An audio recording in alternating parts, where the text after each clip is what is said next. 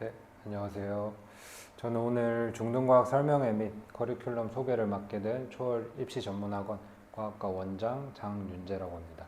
자, 일단 오늘 어떤 순서로 진행이 될지 미리 말씀을 드리면 첫 번째로 제 소개 먼저 하고, 그리고 교육과정 이번에 바뀐 부분이 있어서 간단하게 소개를 하고, 앞으로 학습 계획, 그리고 수업 안내, 그리고 마지막으로 적중 내역 보여드리고 마무리하도록 하겠습니다.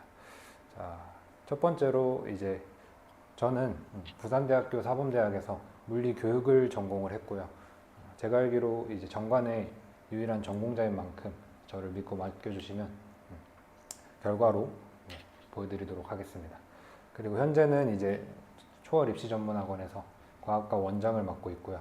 그리고 이전에는 해운대 지역에서 학생들 과학을 계속 가르쳤었습니다. 네. 지금 보시는 거는 현재 지금 학생들이 학교에서 배우고 있는 과학 교과 내용인데요.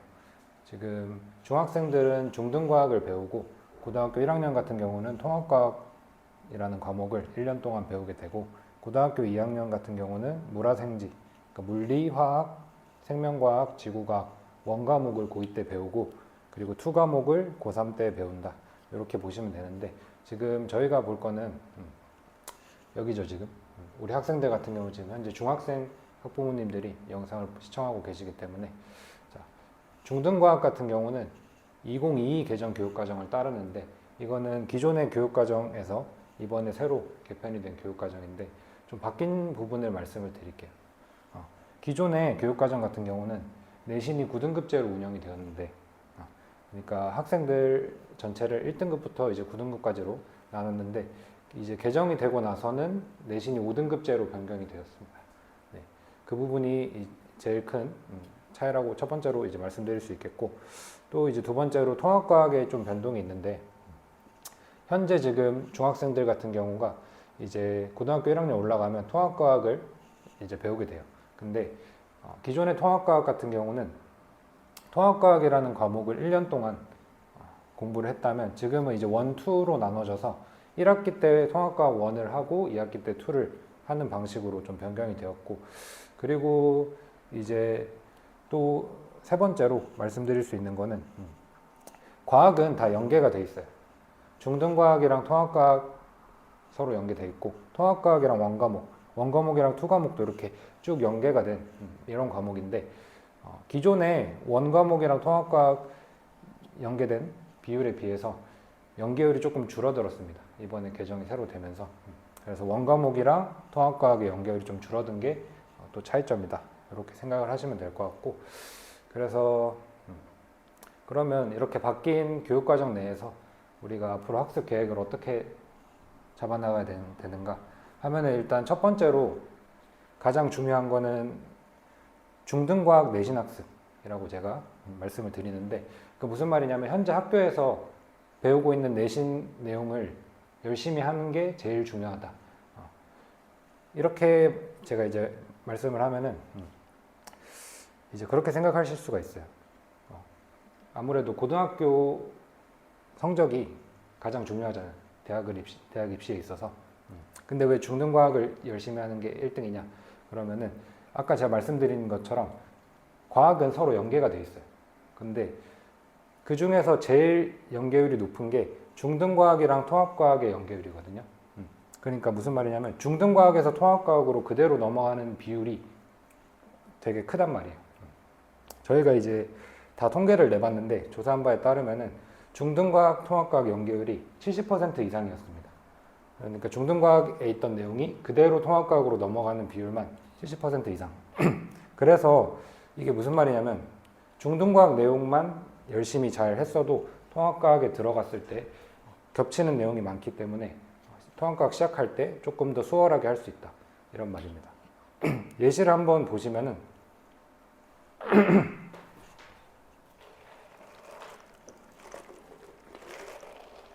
지금 왼쪽은 중3 기권과 날씨 단원이고 오른쪽은 고1 지구 시스템 단원인데, 지금 보시면 같은 내용을 공부하는 거를 보실 수가 있을 텐데, 여기 이제 기권의 층을 나타낸 건데 대륙권, 성층권, 중간권, 열권, 대륙권, 성층권, 중간권, 열권, 그리고 권마다의 특징도 뭐 예를 들면 성층권은 오존층이 있고 대륙권에는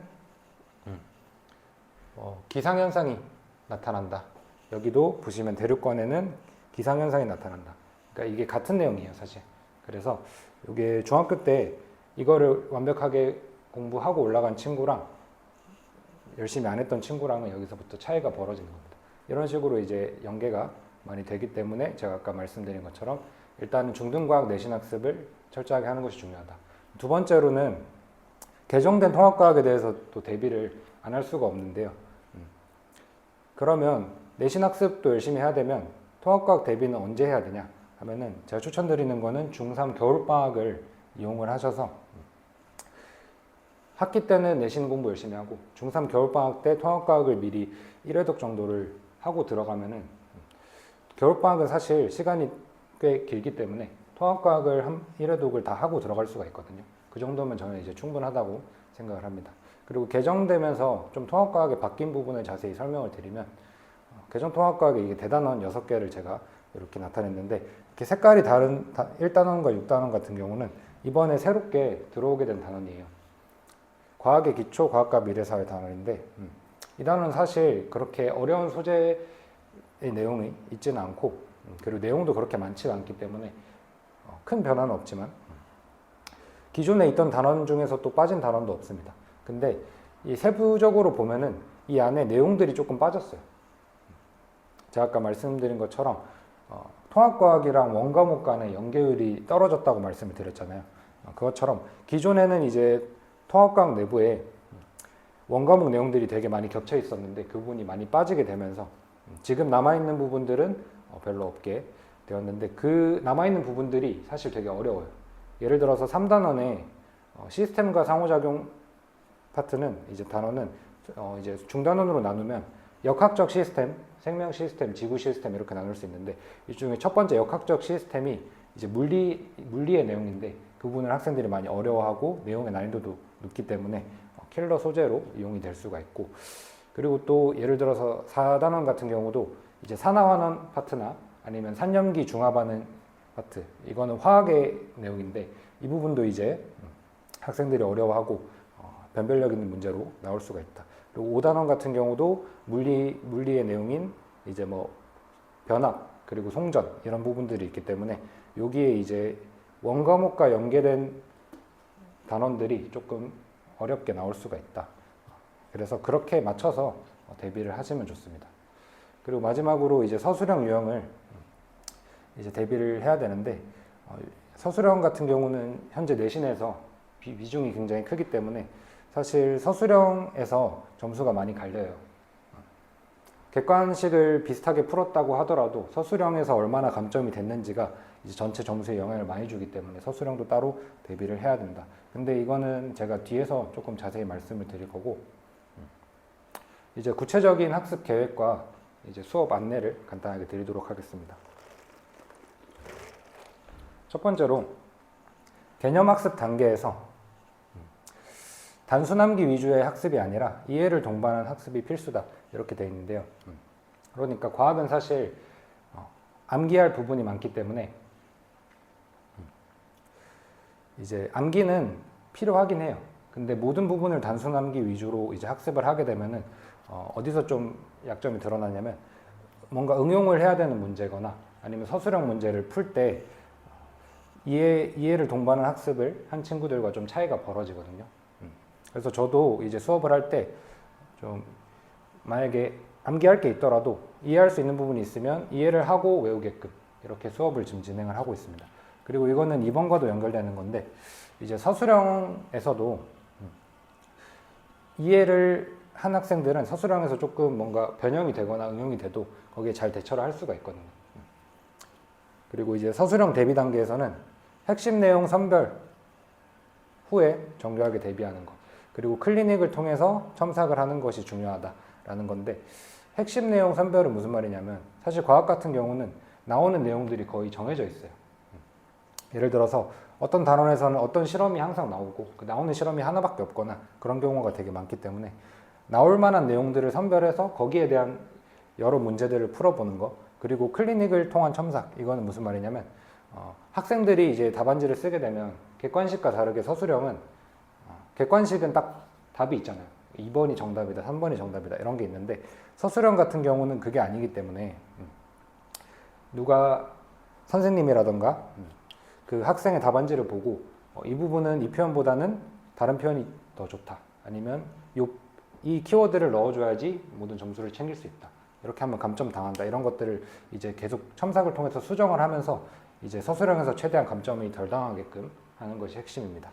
자, 세 번째로 문제풀이 단계에서는 양질의 문제로 충분한 문제풀이 경험이 필수다.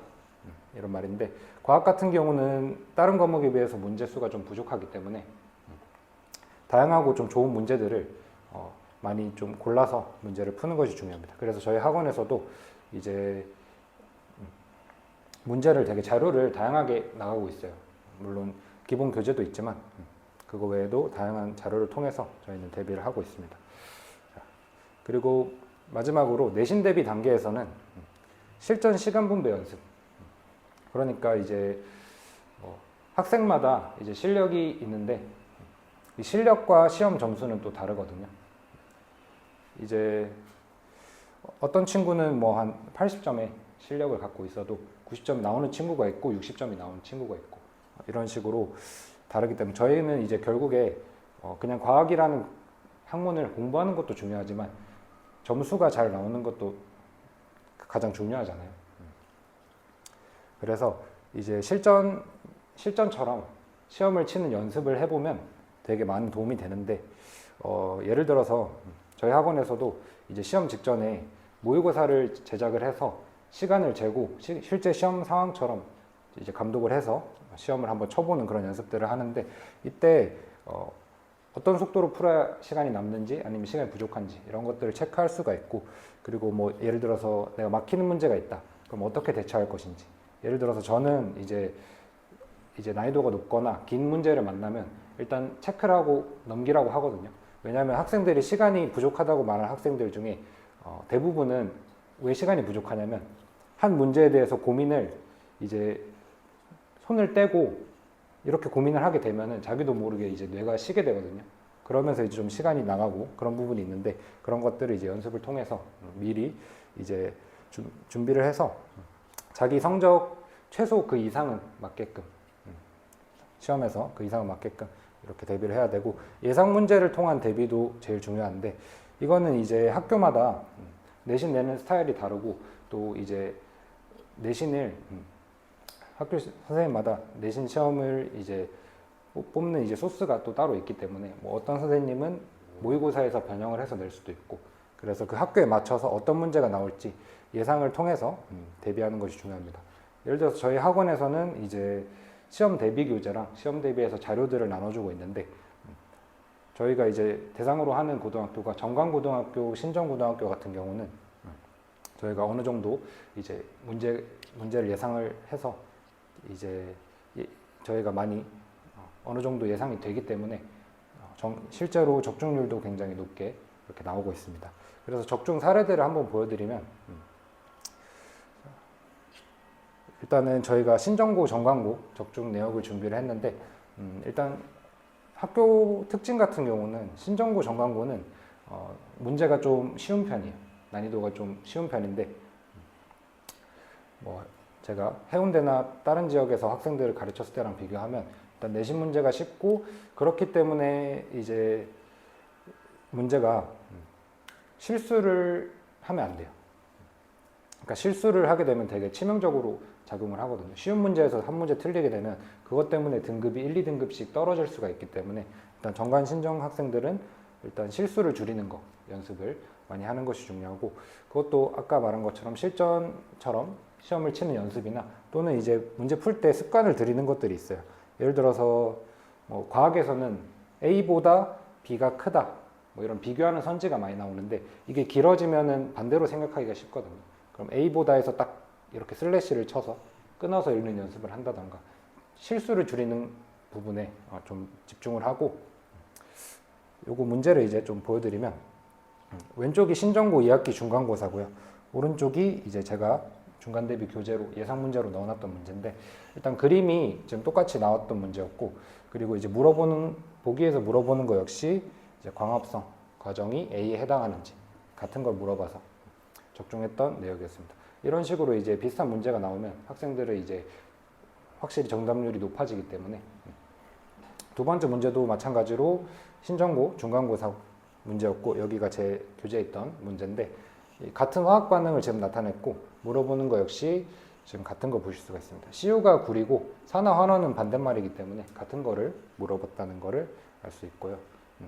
이 문제 같은 경우도 이제 요거 물의 순환에서 사실 신정고에서 매년 나오는 스타일의 문제인데 신정고에서 이 문제가 이 스타일의 문제가 매년 나오고 있기 때문에 역시 이제 제 책에 많이 넣어놨는데 또 이제 나왔던 그런 문제였습니다.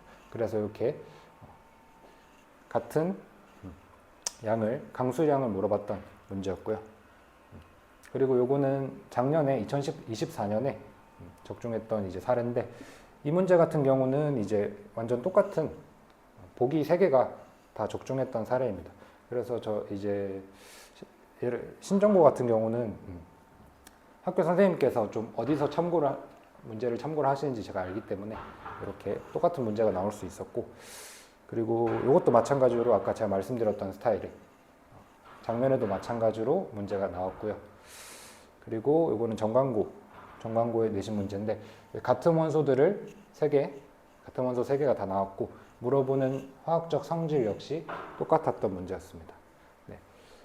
나머지 이제 적중 사례들은 저희 블로그를 한번 보시면은 더 저희가 이제 매 시험마다 분석지를 올리고 있으니까 참고를 해주시고 이제 수업 시간표를 좀 소개를 드리면 중등부 같은 경우는 여기 첫 번째를 보시면 되는데 일단 수업 시간이 일요일 오후 2시부터 4시까지 2시간 매주 진행을 하고 그리고 이제 개강은 3월 16일로 지금 예정이 되어 있고요. O2 중등과학 교재와 함께 한 권만 쓰면 양이 부족하기 때문에 제가 추가로 훨씬 많은 자료를 줄 거라고 생각을 하시면 되고 그리고 요거는 정규 수업 시간이고 제가 아까 말씀드렸던 클리닉 저희는 이제 클리닉이 시간이 따로 존재를 하는데 매주 금요일에 저녁 8시에서 11시까지 이 3시간 동안 제가 학원에서 계속 대기를 하고 있어요. 그러면 학생들이 와서 자유롭게 자기가 모르는 문제나 모르는 내용을 질문을 하거나 아니면 아까 말한 것처럼 클리닉 시간을 활용해서 서술형 첨삭을 하거나 이런 시간으로 이용을 할 수 있는 시간이 따로 있습니다. 금요일에.